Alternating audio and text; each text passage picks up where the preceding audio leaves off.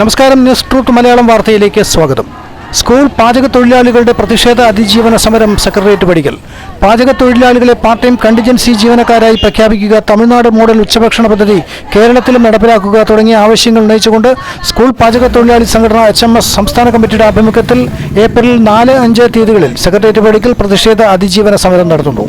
പ്രതിഷേധ അതിജീവന സമരം HMS ദേശീയ സമിതി അംഗവും CMB സംസ്ഥാന ജനറൽ സെക്രട്ടറിയുമായ CP ജോൺ ഉദ്ഘാടനം ചെയ്തു. യൂണിയൻ നേതാക്കളായ ഷാനവാസ്, മനോഹരൻ തുടങ്ങിയവർ പ്രതിഷേധ അതിജീവന സമരത്തെ അഭിസംബോധന ചെയ്ത് സംസാരിച്ചു.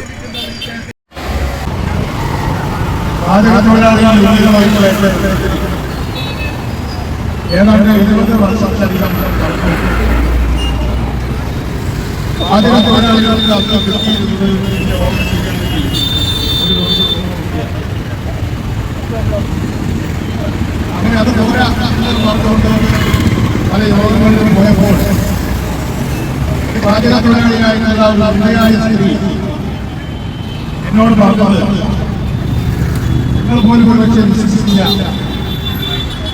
അവരെ ചെറുപ്പത്തിൽ ഈ തൊഴിൽ ചെയ്യാൻ വേണ്ടി സ്കൂളിൽ വന്നപ്പോൾ അവർക്ക് ഒരു മാസം കിട്ടിയിരുന്നത്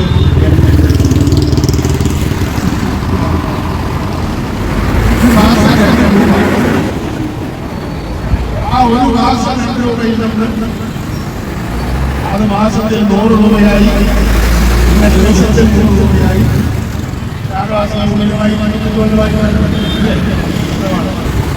ഞങ്ങൾ HMS കൂടെ ഞങ്ങൾ കണ്ടു. ഈ പ്രശ്നത്തിൽ ഒരു സ്ഥായിയായ നിലപാട് സ്വീകരിച്ചുകൊണ്ടിരിക്കുന്ന സമുന്നതനായ നേതാവാണ്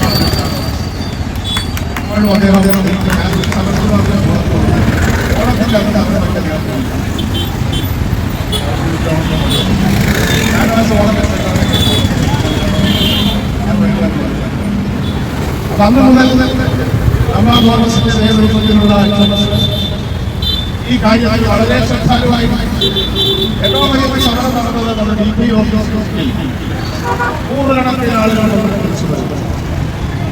ഈ പേര് പറയുമ്പോൾ മറ്റ് പല കാര്യങ്ങളെ പോലെ നമ്മൾ മറന്നു പോകാൻ പാടില്ലാത്ത അദ്ദേഹം മുഖ്യമന്ത്രി എല്ലാവരും ഞാൻ അദ്ദേഹത്തോട് സർവസാധാരണ വിഷയം പഠിപ്പിച്ചു. ഞാൻ പോയി പറഞ്ഞു, ഒരു ദിവസം 100 രൂപയാണ് ആ വിഷയം അദ്ദേഹം നല്ല വിഷയമായിട്ട് അടുത്ത ബഡ്ജറ്റിൽ അദ്ദേഹം മുഖ്യമന്ത്രിയായി വന്നപ്പോൾ ധനകാര്യമന്ത്രി ആയിരിക്കുന്ന സമയത്താണ് നടത്തി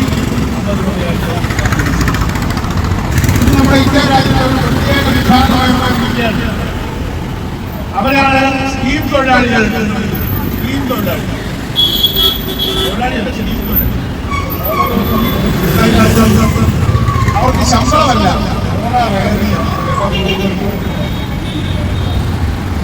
സാധാരണ വലിയ വലിയ നേതാക്കന്മാര് ഏതെങ്കിലും സ്ഥാപനത്തിൽ പോയി ജോലി ചെയ്യുമ്പോൾ ചെയർമാനായിട്ട് അവർക്ക് ശമ്പളമല്ല, ഓണറാറിയാണ്. തൊഴിലാളി ഓണറാറിയ കൊടുത്ത് അവരെ വയ്ക്കുകയാണ്. എല്ലാ തൊഴിലാനുകൂല്യങ്ങളും തട്ടിപ്പൊളിക്കാനുള്ള ഒരു സൂത്രം വഴിയാണ് ഓണറാറിയാണ്. അതാണ് ആശാവർക്കർമാരുടെ പ്രശ്നം, അതാണ് അംഗൻവാടിക്കാരുടെ പ്രശ്നം, അതാണ് ആദ്യ തൊഴിലാളികളുടെ പ്രശ്നം. അതിനെതിരായി നമ്മുടെ ഗവൺമെന്റ് പുറപ്പെടുവിച്ചിട്ടുള്ള ഉത്തരവ് 1948 നിയമവേദന ആക്ടിന്റെ ഭാഗമായി ഒരു ഉത്തരവ് കൊണ്ടുവന്നു എന്നാണ് 2014 തൊഴിലാളികളുടെ അവകാശമാണ്. നിയമവേദന ആക്ട് കൊണ്ടുവന്നു. ആ നിയമവേദനത്തിന്റെ ഗുണം തൊഴിലാളിയായി ചോദിക്കണം.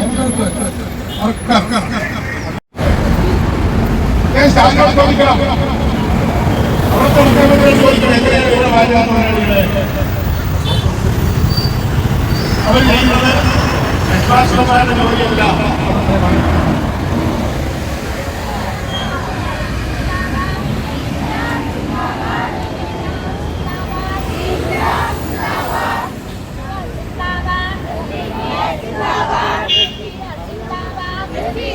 Zindabad!